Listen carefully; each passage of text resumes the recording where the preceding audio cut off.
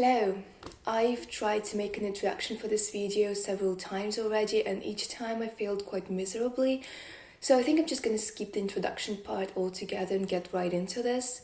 Trying new skincare products has been a hobby of mine for the past several years, and over these years I've tried a lot of things. To be honest, I can't justify the amount of money that I've spent on skincare and makeup over these several years, so I thought, why not trying to make a video about it.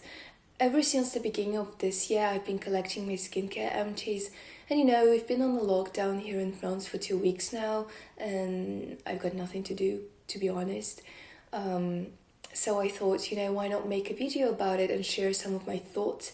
The only thing that I'd like to clarify before we begin is my skin type, because I think it's important. I have normal to combination skin type. Also, my skin tends to be on the drier side during the winter time and on the oilier side during the summer months. My skin is very sensitive. I don't normally break out from trying new skincare products. However, my skin is very redness prone. It's very inflammation and rosacea prone, and the moment I use something that my skin doesn't like, it tells me immediately by burning up basically, and it's very hard to soothe. Alright, I think now that this is clear we can begin, and I'll try to go in the order of application so it will be easier for you to follow. And obviously we're gonna start with cleansing. My favorite way of removing makeup is by using Bioderma's micellar water. However, I do like to try new things here and there, and this time I've been using FARMACY Green Clean Cleansing Balm. I've seen this product all over internet. Some of my favorite beauty gurus have recommended this product, so I was really eager to get my hands on it, and it did not disappoint me.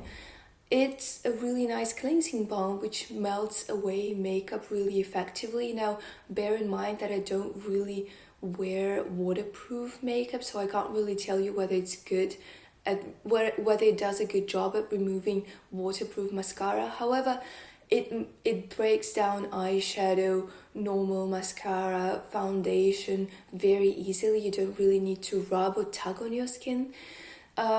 Overall, I don't think there is much to say because it's a cleansing product. So the main purpose of a cleansing product is to effectively cleanse your skin, and this product does that. The only thing I would like to point out about this, and actually happens with a lot of cleansing balms in my experience, is that if you get it into your eyes, it tends to make your eyesight a little bit foggy. So you just have to keep that in mind. I mean, fortunately, this sensation does go away pretty quickly, and if you're careful enough, this won't happen at all. But this is just something to keep in mind about this product. It does that too, actually, but regardless, I've had a really good experience with this, and I think I might even repurchase it one day, The second product that I'd like to talk about is SIORIS Time is Running Out Mist. Now, you can use mist throughout the day in order to refresh your skin and rehydrate it. However, you can also use this as a first step after your cleansing routine, and hence it is here. I personally like to apply facial mist throughout the day in order to, refresh my makeup a little bit and also rehydrate my skin. Well, the thing is, oftentimes with facial mist, I have this problem that, instead of rehydrating your skin, what they actually end up doing is that 2 minutes after the application, they actually make your skin feel a lot tighter. And I think this is due to the fact that a lot of mists are water-based, and they also contain hyaluronic acid, which is quite famous for, drawing the hydration out of your skin in case you are sitting in the dry environment. But the thing is, if you decide to use a mist throughout the day, this is most likely because you're sitting in the room with the dry as air. So I don't quite understand what's the strategy here, because most of the mists are marketed as the products that you can use throughout the day, but in the end of the day you probably really shouldn't. So good news, this mist actually doesn't dry your skin out, and this is why I like it so much. This isn't my first empty. I've actually started using this product maybe a year ago. and I've already gone through several of these. Now, this is an oil-based mist. So when the product is full, you actually have 2 layers, one of which is an oil. And from what I remember, it contains 3 oil ingredients. So before applying it to your skin, you have to shake it, and in order for the 2 layers to mix together, and then you just spray it all over your face. Another thing which I like about this product is the applicator. It is actually a very fine mist, so if you decide to use it on top of makeup, it is not going to ruin it. And also, this is a 100 ml bottle, so you can take this with you while traveling, and you can also use this on the flight. Normally, I would not recommend using any skincare products on the flight unless it's an oil-based mist. I've used this while I was on the plane and it worked just fine, so I think this is pretty safe. The next product that I'm really excited to talk about actually is, because it's very famous and also very expensive, it's the AMOREPACIFIC Vintage Single Extract Essence. Now, I was very hesitant before purchasing this product because I wasn't sure that my skin was going to like it. Well, I have a very complicated relationship with essences. Most of them contain, well, quite a lot of them contain fermented ingredients, which my skin doesn't seem to like too much. I've tried the infamous SK2 essence, and unfortunately it didn't work for my skin. It irritated my skin, make it look super rough and red.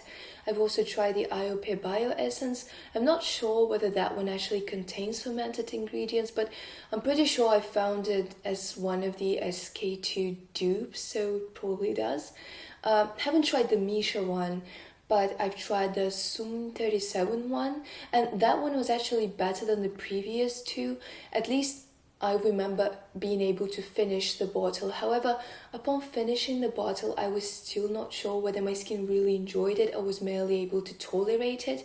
So I was super hesitant whether I should buy this or not, because even if it's not a full-size product, it's actually only 70 ml, it is still pretty expensive.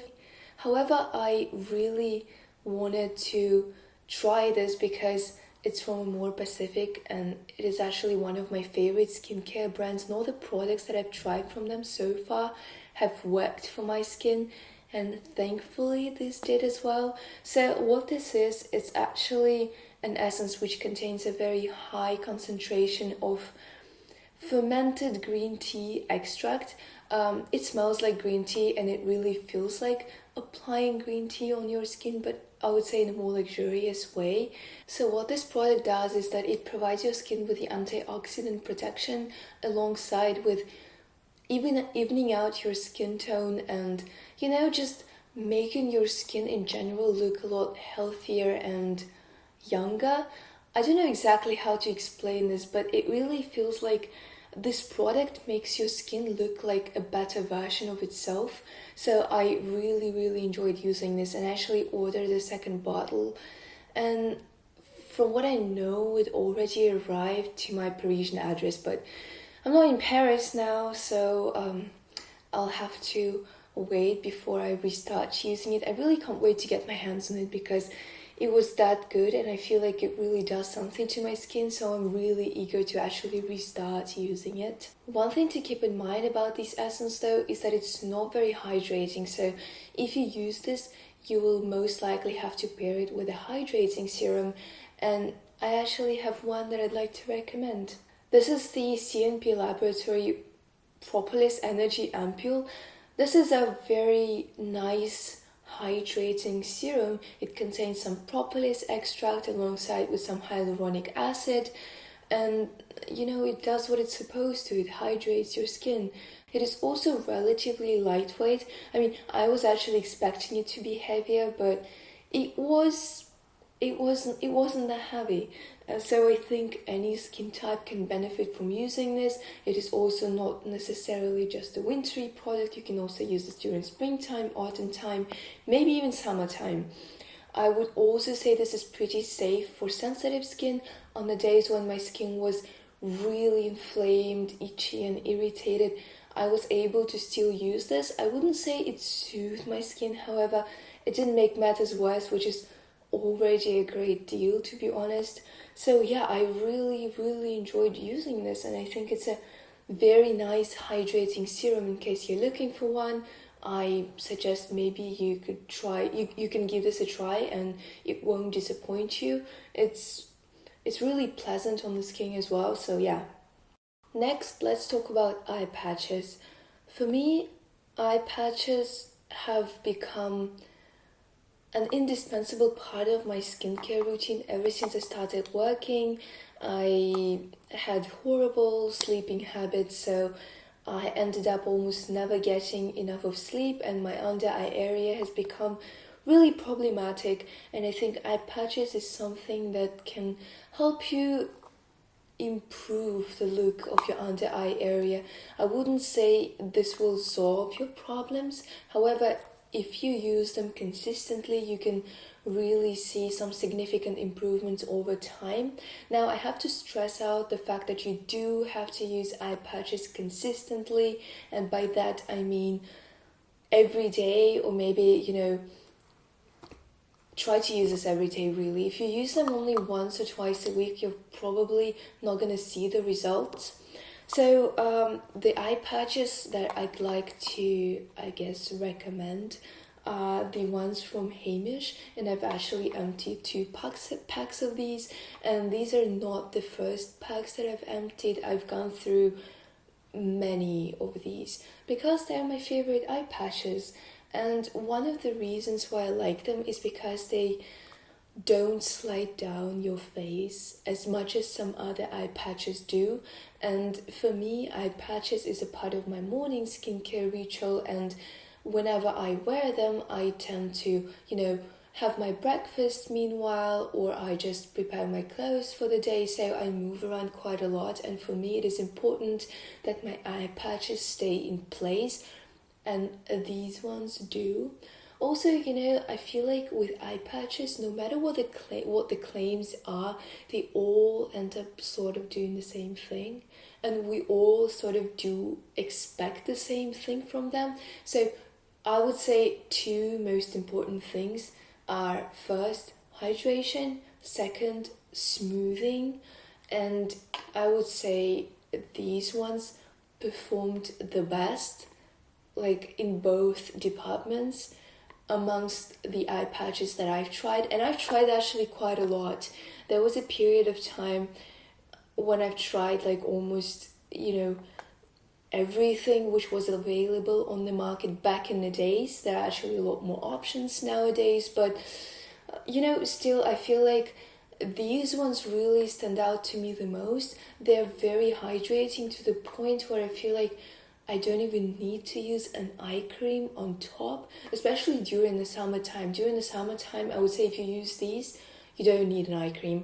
But even during the winter time, I did not use eye cream, and still my under eye area looked hydrated throughout the day, even though I was wearing makeup.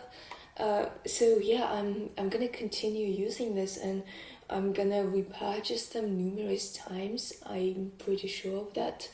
And I mean, if I have to recommend eye patches, I would really recommend these ones.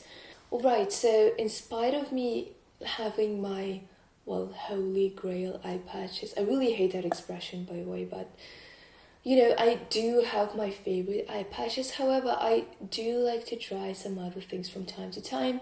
Again, trying new skincare is a hobby of mine. So recently I've emptied these ones. They're from PIXI, FortifEYE Firming Eye Patches. This is the firming version. I also believe they have the brightening and depathing one, but then again, haven't tried those, but I'm pretty sure they're all very similar. So I really wanted to try these the moment I saw them. To be completely honest, I don't know why. I don't know much about PIXI as a brand, and I've seen this around in Sephora for a very long time, but I haven't really tried many of their products. To be completely honest, I've only tried one before, and it was their toner, the rose-based one, and it was pretty bad. Like, it irritated my skin. Also, I found the scent really suffocating, but then, to be fair, I'm not the biggest fan of the rose scent in general. So still, you know, when I saw these, and I believe this is a relatively new launch, I wanted to try them, so I purchased them and they were fine. They do a nice job at smoothing. They don't slide down your face, again, as much as some others do. I wouldn't say they were as hydrating as the HEIMISH ones, so whenever I was using these, I felt like I need to double them up with a night cream. So yeah, but other than that, I think they were quite effective in terms of smoothing the under eye area, and I actually really enjoyed using them as well. I mean, I would probably not recommend those just because I have better ones to recommend. However, would I stop anyone from purchasing? No, I wouldn't. Also, another thing to note is that they didn't irritate my under eye area, which was something that I feared that they might, based on my unpleasant experience with PIXI's toner. And actually, some of the eye patches do tend to irritate my under eye area. However, this was fine, and it was a fine product, you know. I think this is it for this part of the video. I'm gonna cut this here in order not to make this unbearably long, and I'd like to thank you for sticking with me until the end. And I hope to see you in part 2. I still have quite a lot of products to talk about, and part 2 is also going to be about skincare, but it's going to be mostly about moisturizers. I also have a night cream and a night pack to talk about, so I'm really looking forward for that. And I mean, up until that time, stay healthy, stay inside, and try to stay positive. I know it's not an easy thing to do considering the current situation. However, you know, try and find something to do, like apart from watching TV series, because it's quite distracting when you do this over a long period of time. So yeah, thanks for watching, and I'll see you again. Have a good day. Bye.